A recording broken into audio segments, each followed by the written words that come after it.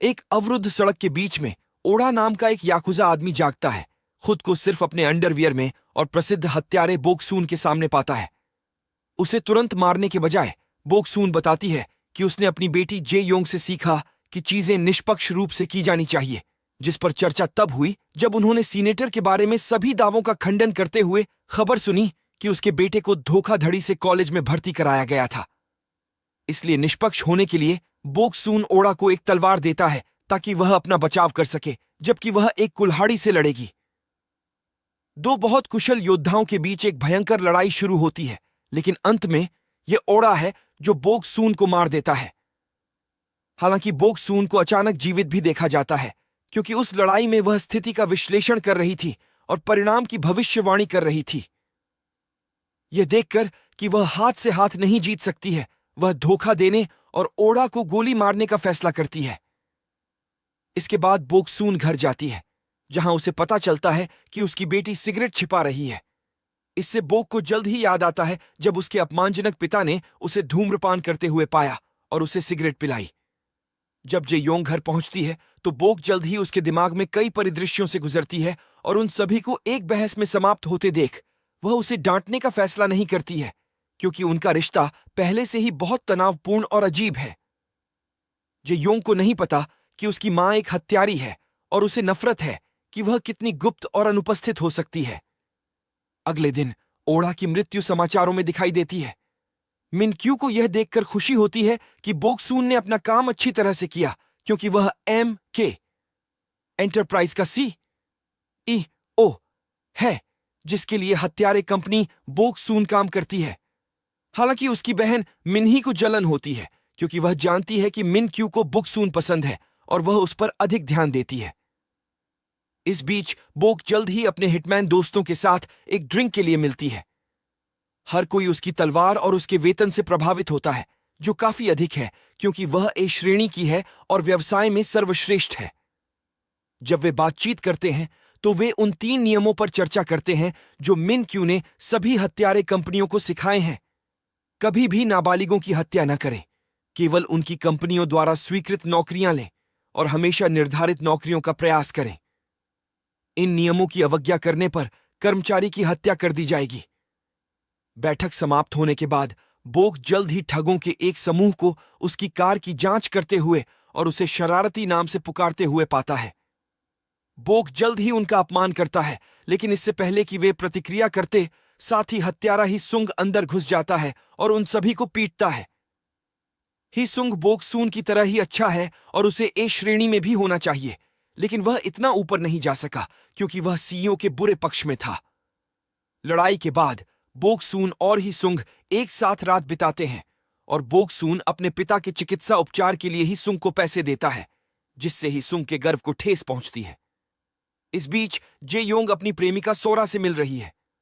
उनका रिश्ता एक रहस्य है, क्योंकि वे जानते हैं कि उनकी माताएं उनकी प्राथमिकताओं को स्वीकार नहीं करेंगी। दुर्भाग्य से उन्हें अपने सभी चुंबन को बाधित करना पड़ता है जब सहपाठियों का एक समूह लगभग उन पर चलता है और जे योंग को बाहर घूमने के लिए चियोलवू के निमंत्रण को अस्वीकार करना पड़ता है, जिससे वह नाराज हो जाता है। कुछ समय बाद बोक्सून मिनक्यू को देखने के लिए MK कार्यालयों में जाता है, लेकिन मिन ही उसका रास्ता रोक देता है और उसे एक विशेष गतिविधि के लिए दूर खींच लेता है। एक छायादार बाथरूम में योंगजी एक आदमी पर हमला करता है, जिससे एक भयंकर लड़ाई शुरू हो जाती है जो उन्हें दीवार के खिलाफ फेंक देती है, यह खुलासा करते हुए कि यह हत्यारे अकादमी में सिर्फ एक अभ्यास है। मिन ही बोक्सून को मौके पर रखता है और उसे योंगजी के साथ प्रशिक्षण लेने के लिए कहता है, जो उसका सबसे बड़ा प्रशंसक है। योंगजी ने खुद को लकड़ी के चाकू से और बोक्सून ने एक मार्कर से लैस किया और लड़ाई बोक्सून के लिए एक स्पष्ट लाभ के साथ शुरू होती है। योंगजी अपने हथियार को एक हाथ से दूसरे हाथ में फेंकने के लिए एक चाल चलाने का प्रबंधन करता है, जो बोक्सून को एक प्यारा सा देता अगर चाकू असली होता। हालांकि बोक जल्द ही जवाबी कार्रवाई करता है और योंगजी की गर्दन पर लिखने के लिए अपने मार्कर का उपयोग करता है, जो मौत के बराबर होता।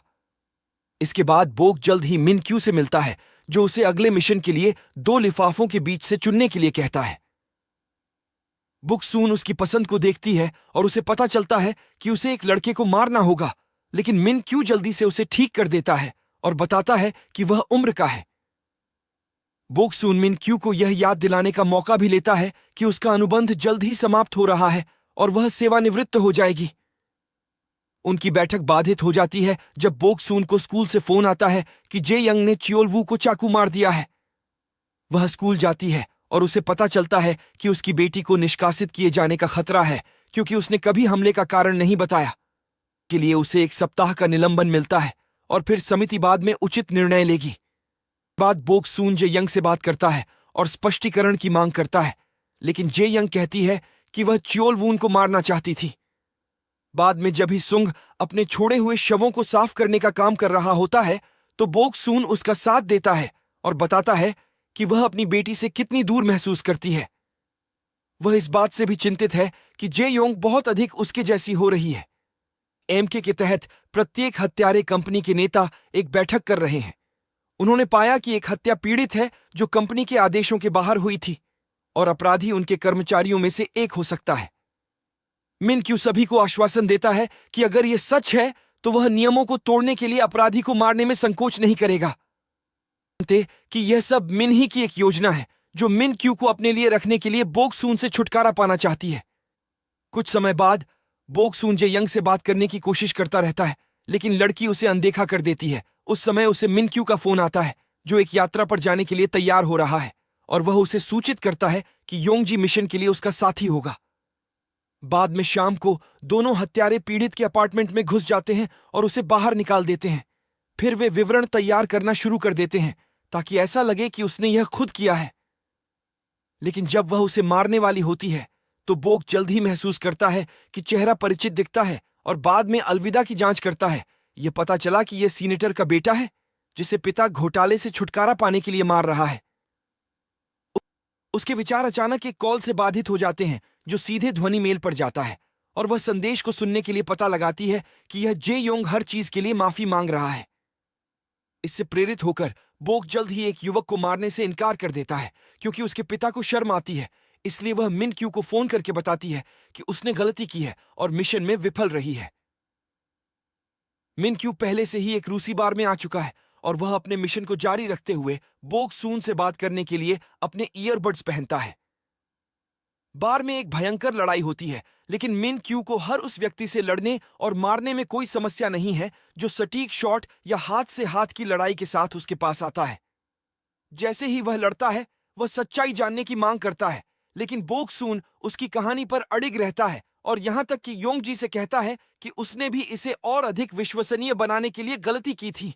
मिन क्यू बताता है कि बोक सून ने नियम तोड़ दिए, इसलिए उसकी खामोशी को खरीदने के लिए बोक सून कहती है कि वह सेवानिवृत्त होने के बजाय एमके के साथ अपने अनुबंध को बढ़ाने के लिए स्वीकार करेगी। उसकी एकमात्र शर्त यह है कि वह जिस मिशन में विफल रही उसे कोई भी पूरा नहीं कर सकता और मिन क्यू स्वीकार कर लेता है। जब बोक सून घर पहुंचता है, जे योंग पहले से ही सो रहा होता है, लेकिन जब वह कमरे से निकलती है तो यह पता चलता है कि जे योंग सिर्फ सोने का नाटक कर रहा था और उसे आराम की जरूरत है क्योंकि सोरा उसके संदेशों का जवाब नहीं देगा। अपना काम पूरा करने के बाद मिन क्यू मिन ही को फोन करता है और उसे सीनेटर के मामले को बंद करने के लिए कहता है, इस तथ्य को नजरअंदाज करते हुए कि इससे कंपनी की प्रतिष्ठा को नुकसान हो सकता है। स्पष्ट रूप से बोक सून के लिए प्राथमिकता है और यह मिन ही को उससे अधिक नफरत करने पर मजबूर करता है। बदला लेने के लिए तैयार वही सुंग की तलाश में जाती है और उसे बोक सून के असफल मिशन को पूरा करने के लिए कहती है, जिसे वह तुरंत स्वीकार कर लेता है क्योंकि यह उसे ए लीग में डाल देगा और उसे अपने पिता के इलाज के लिए पैसे देगा। विमान में मिन क्यू उस दिन के बारे में सोचने से खुद को रोक नहीं पा रहा है जब वह कई साल पहले बोक सून से मिला था। जब मिन क्यू एक आदमी को मारने के लिए एक घर में घुस गया तो उस आदमी की बेटी उम्मीद से पहले घर आ गई। यह बोक सून था जो इस तथ्य से परेशान नहीं था कि कोई उसके अपमानजनक पिता को मारने की कोशिश कर रहा था। वास्तव में वह काम पूरा करने के लिए कुर्सी पर लात मारती है। मिन क्यू लड़की के डर की कमी और त्वरित सोच से प्रभावित था, इसलिए वह उसे एक हत्यारे के रूप में प्रशिक्षित करने के लिए उसे अपने पंख के नीचे ले गया। कुछ समय बाद बोक सून को आखिरकार अपनी बेटी के साथ एक उचित बात करने का मौका मिलता है जो बताती है कि वास्तव में क्या हुआ था। चियोलवू ने उसकी और सोरा के चुंबन की एक तस्वीर ली।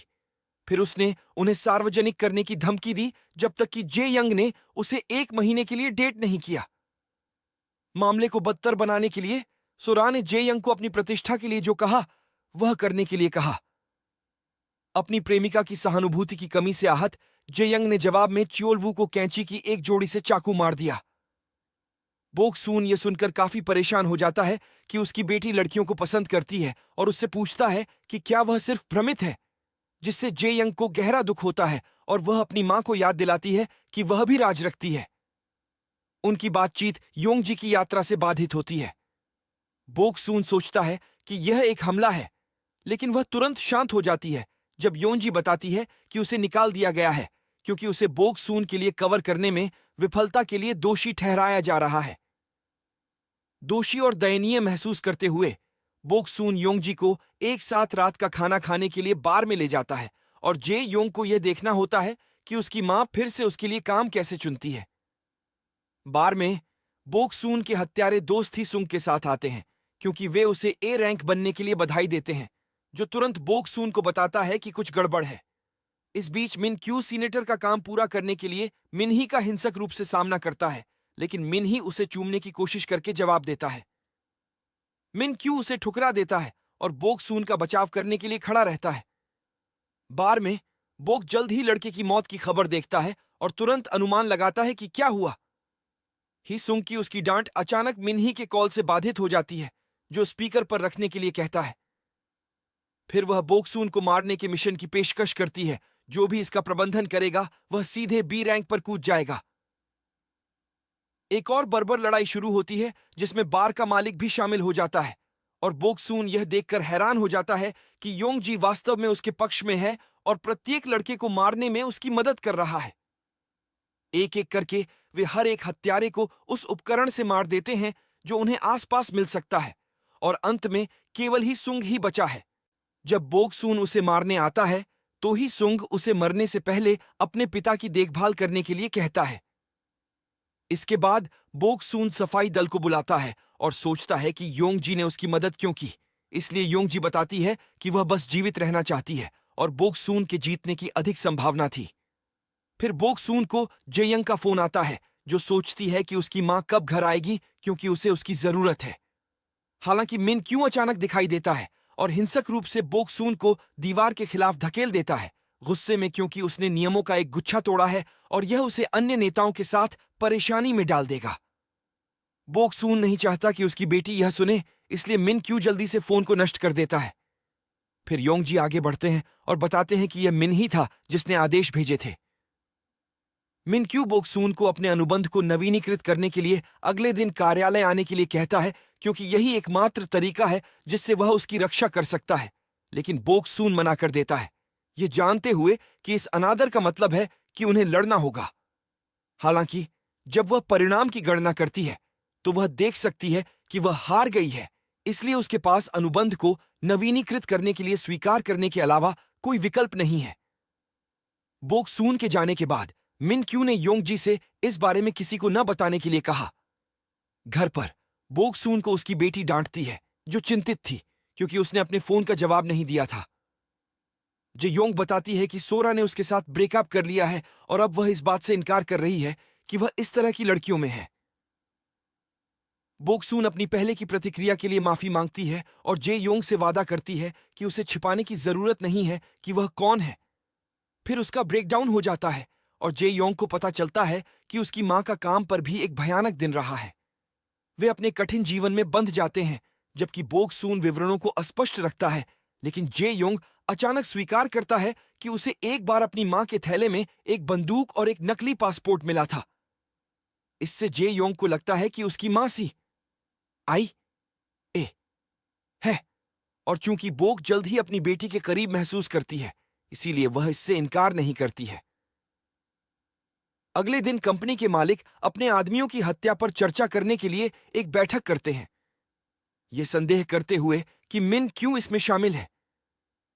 मिन क्यू बताता है कि बोकसून अपना बचाव कर रहा था और मौद्रिक मुआवजे की पेशकश करता था, लेकिन कुछ मालिक उस पर विश्वास नहीं करते हैं और उसे नियमों के अनुसार अपने लिए काम पूरा करने के लिए कहते हैं, यहां तक कि उसे ऐसा करने के लिए ब्लेड भी सौंप देते हैं।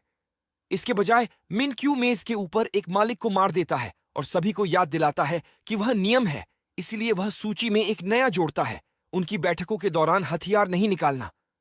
इस बीच बोक सून अनुबंध पर हस्ताक्षर करने के लिए कार्यालय जाता है, केवल मिन ही को खोजने के लिए, जो स्वीकार करता है कि पिछली रात जाने के बाद मिन क्यू द्वारा योंगजी की हत्या कर दी गई थी।